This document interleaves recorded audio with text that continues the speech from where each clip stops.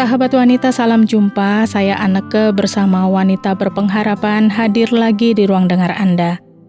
Ini acara yang sudah kesekian kalinya hadir untuk Anda. Saya berharap ada banyak informasi yang bermanfaat, yang bisa Anda manfaatkan juga dalam kehidupan sehari-hari.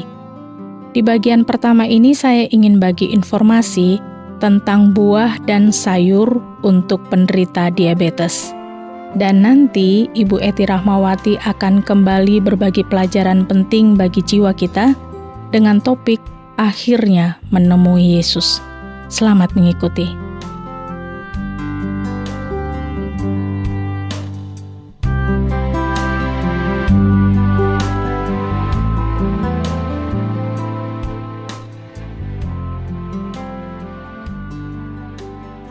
Sahabat wanita, seseorang digolongkan sebagai pasien atau penderita diabetes kalau hasil pemeriksaan darahnya secara jangka panjang menunjukkan gula darahnya tidak terkontrol. Ini bisa menyebabkan masalah dalam bentuk peningkatan risiko penyakit jantung, penyakit ginjal, dan kehilangan penglihatan. Kalau Anda termasuk golongan pradiabetes, Anda pasti ingin memperhatikan kadar gula yang masuk dalam tubuh.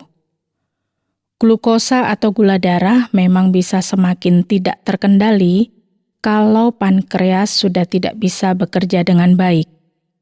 Pada tipe 1, sel imun menyerang sel-sel pankreas sehingga tubuh kekurangan jumlah insulin.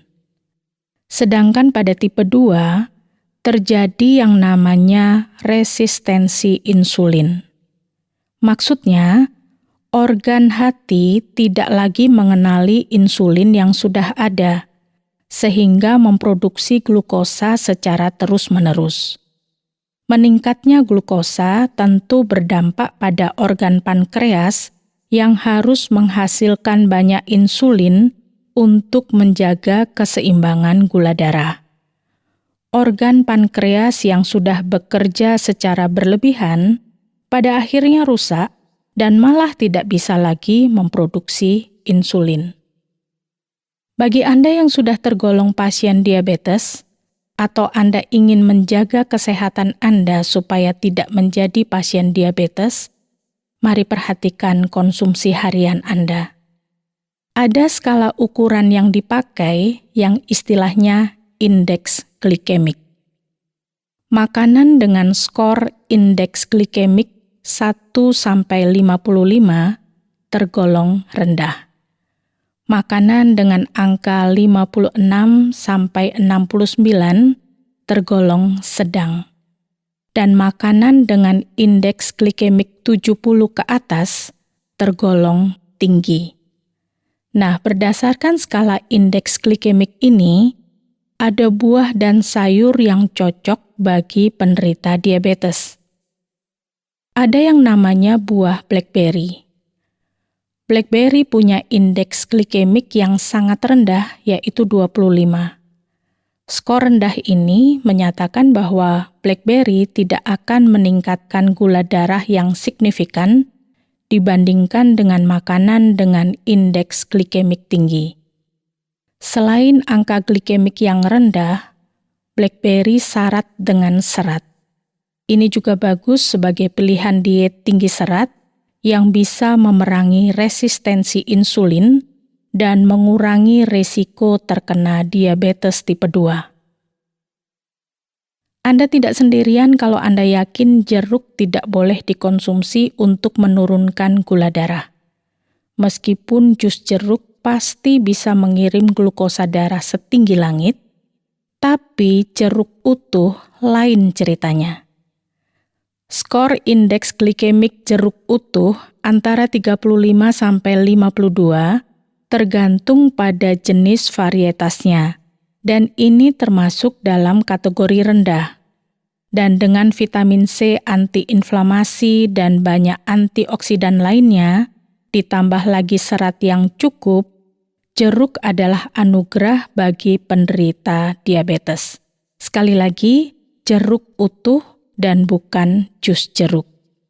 Ada juga apel. Apel punya banyak manfaat untuk gula darah. Selain kandungan seratnya yang besar dan skor indeks glikemik yang rendah, apel kaya akan polifenol, yaitu senyawa antioksidan yang bisa membantu merampingkan kadar gula darah.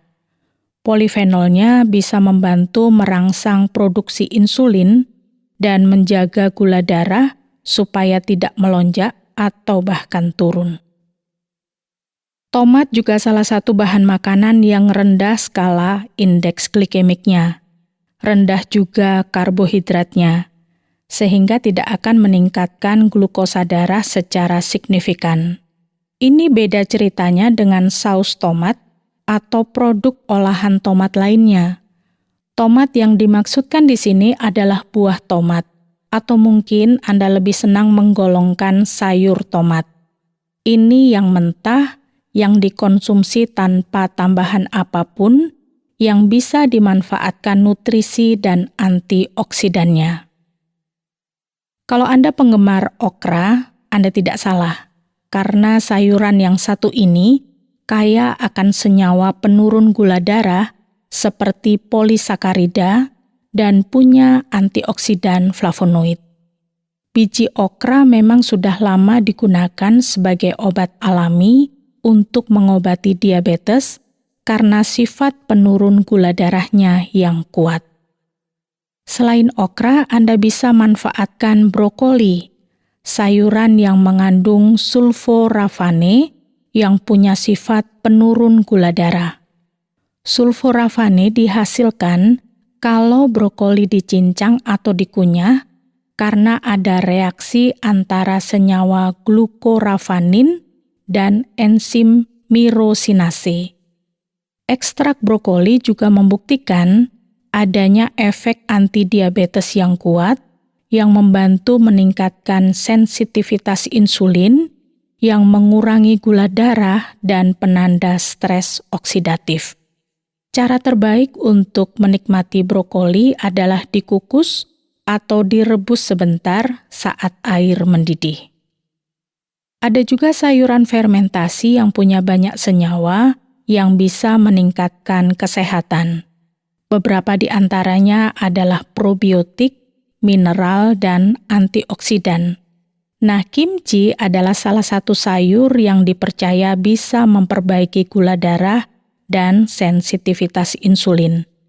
Anda bisa menikmati kimchi kalau Anda suka. Wortel jangan diremehkan juga, karena wortel adalah sayuran yang baik untuk penderita diabetes.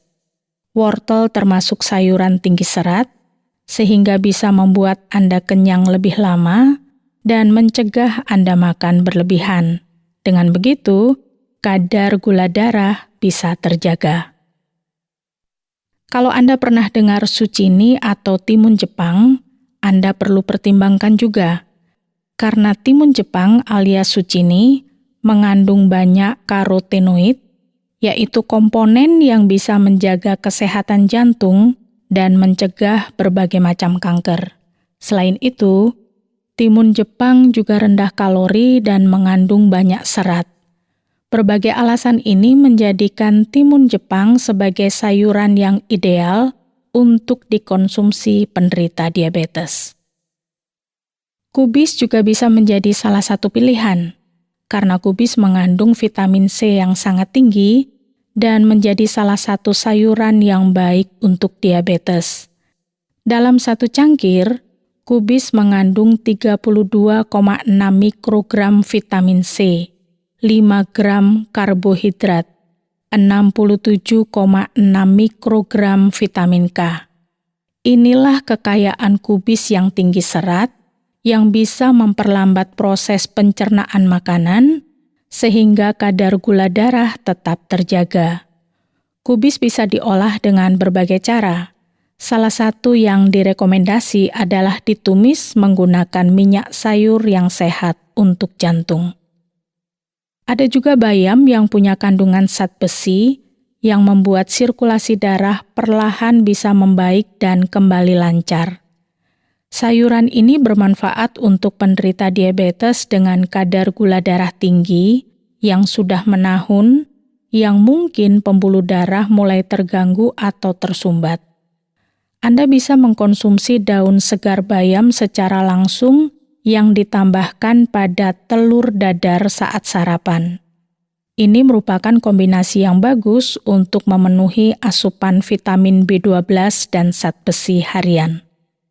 Anda juga bisa menjadikan bayam sebagai salah satu bahan jus sayur yang bisa dicampur dengan buah maupun sayur lain yang juga bermanfaat untuk mengatasi diabetes. Kalau Anda seringnya makan selada, tidak salah juga. Sekalipun ada berbagai jenis, tapi semua jenis selada dipercaya mengandung serat dan air yang tinggi. Selain itu, selada juga mengandung vitamin K, yaitu nutrisi yang sangat baik untuk proses pembekuan darah. Selada dipercaya sebagai salah satu sayuran untuk diabetes yang baik untuk dikonsumsi. Ada juga sejumlah jenis jamur yang bisa dimanfaatkan sebagai sayuran untuk diabetes. Karena selain kaya akan nutrisi, jamur juga lezat untuk dilahap. Kalau selama ini Anda mengenal pare sebagai salah satu sayuran yang rasanya pahit, Anda bisa sedikit mengatasi rasa pahitnya karena pare termasuk sayuran penurun gula darah, punya cara kerja seperti insulin, dan bisa membantu sel-sel tubuh menggunakan glukosa, lalu memindahkannya ke organ hati, otot, dan lemak. Jadi bagi Anda penderita diabetes atau Anda yang tetap ingin menjaga tubuh supaya tidak mengalami diabetes, Anda bisa manfaatkan blackberry, jeruk utuh, apel, tomat, okra, brokoli, kimchi, wortel, timun Jepang, kubis, bayam, selada, aneka jamur, dan juga pare.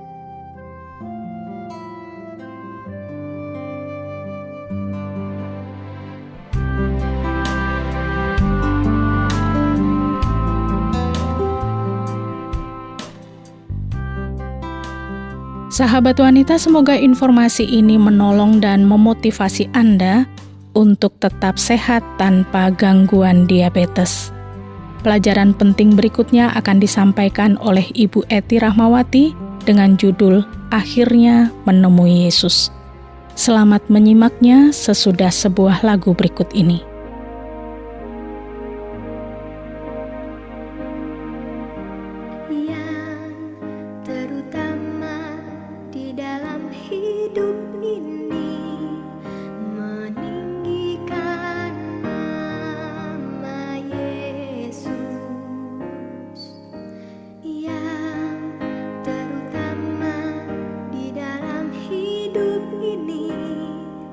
Memuliakan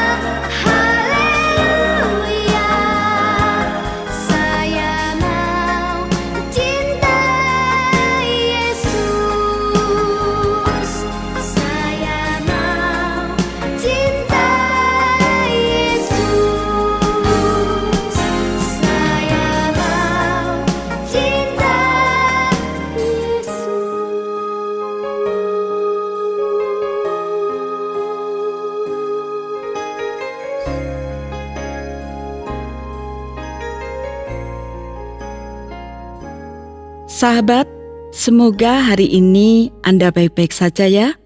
Saya berharap Anda saat ini dalam keadaan sehat, tak kekurangan suatu apapun. Bila keadaan Anda menyenangkan, pujilah Tuhan atas kebaikannya itu.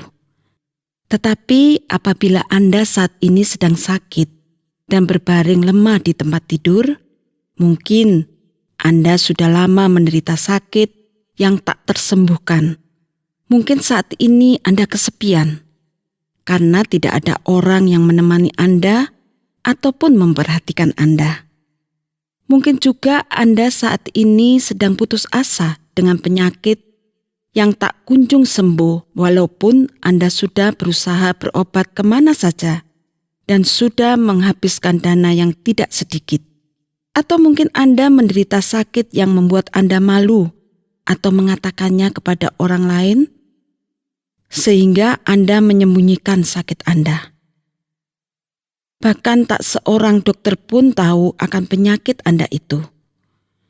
Dalam keadaan Anda tidak tahu harus kemana agar Anda mendapat kesembuhan atau jalan keluar, tetaplah memuji Tuhan atas segala yang Anda alami. Sahabat, dalam Alkitab ada sebuah kisah seorang wanita yang sakit pendarahan selama 12 tahun. Begitu lama wanita itu menderita. Lalu bagaimana ia mengatasi dan menghadapi penyakitnya? Kisah ini bisa Anda baca dalam Injil Matius pasal 9 atau Injil Markus pasal 5. Kira-kira kisahnya seperti ini. Pada zaman dulu, kira-kira 2000 tahun yang lalu, ada seorang wanita yang menderita sakit pendarahan yang parah dan tidak kunjung sembuh walaupun ia sudah berobat.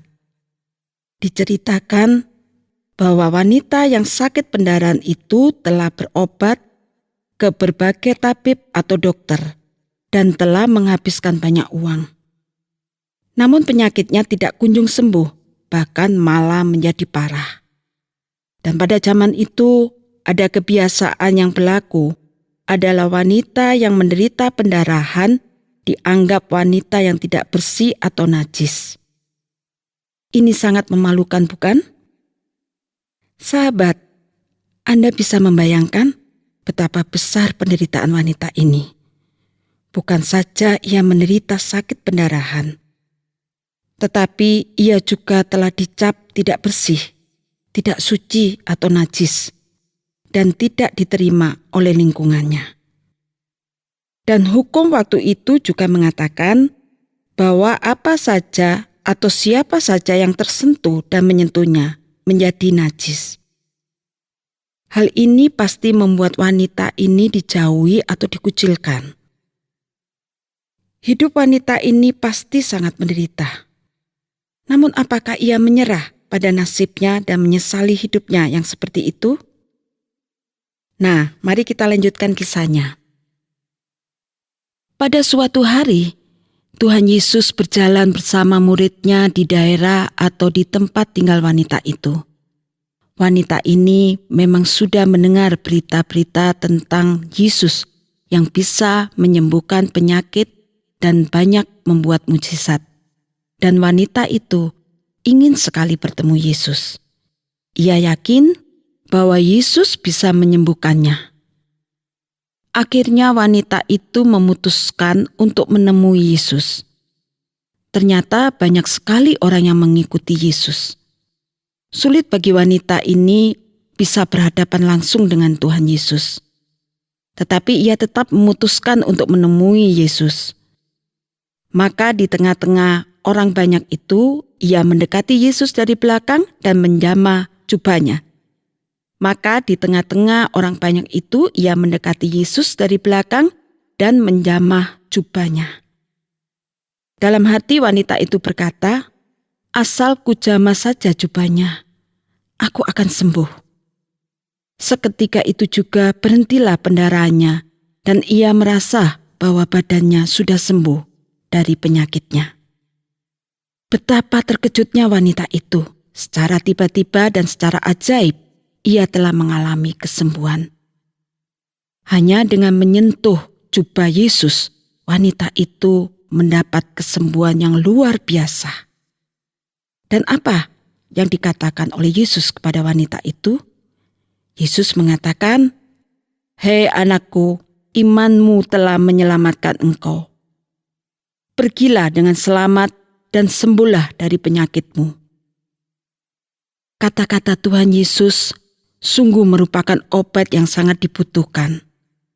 Wanita ini bukan saja sembuh dari penyakitnya dan penderitaannya, batinnya juga dipulihkan oleh Yesus dengan memanggilnya sebagai anak.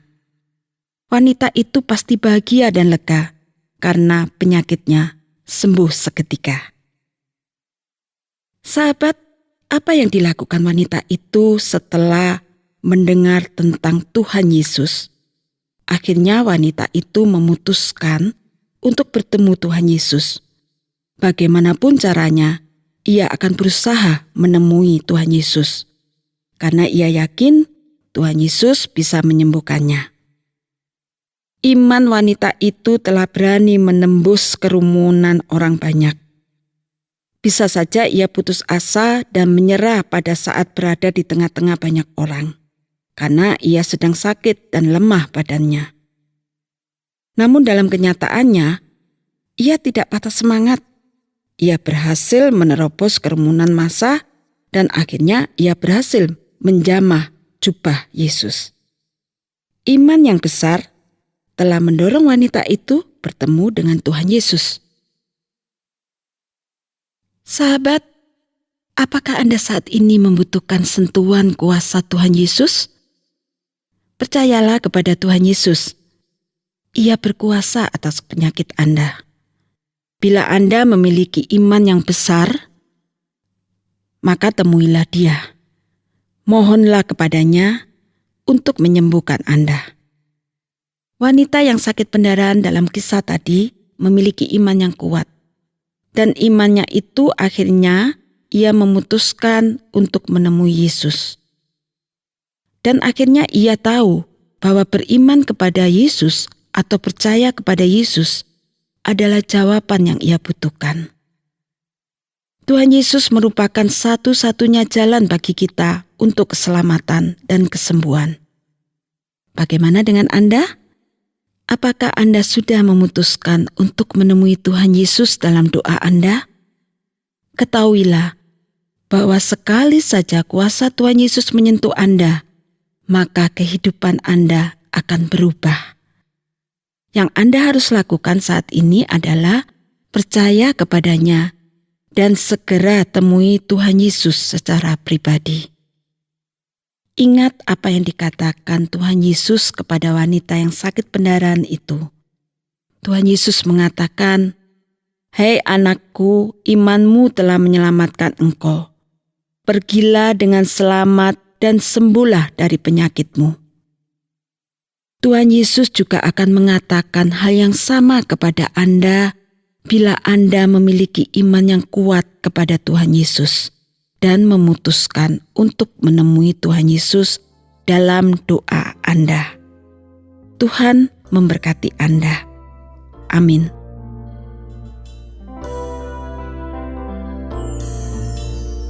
Di pintu hatimu Tuhan memanggil, suaranya lembut merdu. Dengan sabar Dia menunggu di sana. Apakah jawabanmu?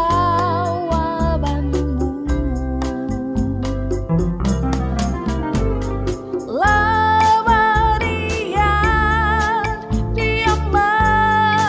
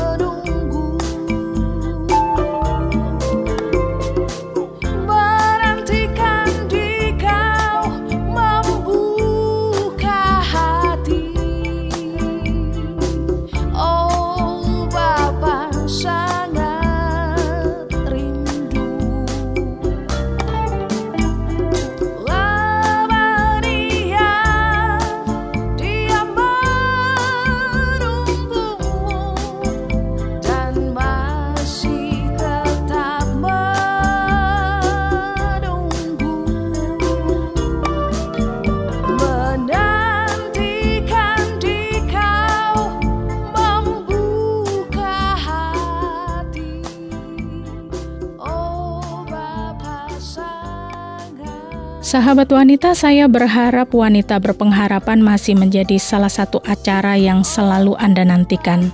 Di waktu yang akan datang, saya akan hadir lagi dengan informasi yang baru lagi. Kalau Anda punya pertanyaan, mau menanggapi acara ini, atau ingin berbagi pengalaman hidup, silakan kirimkan kepada kami, Wanita Berpengharapan.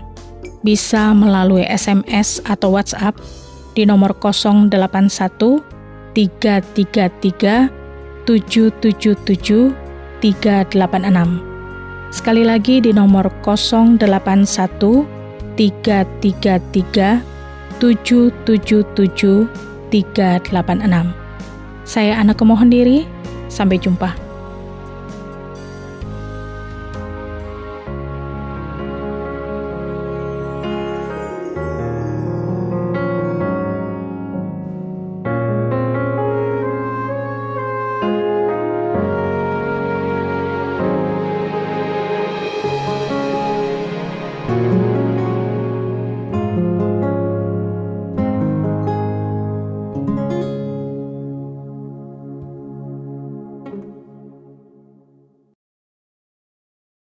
Terima kasih Anda sudah mengikuti program kami. Jika Anda diberkati, jangan lupa like, komen, dan share supaya Anda tidak ketinggalan setiap program terbaru kami.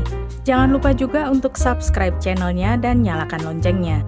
Jika Anda ingin mendukung pelayanan kami, bisa melalui rekening kami berikut ini atau menghubungi kami di sini.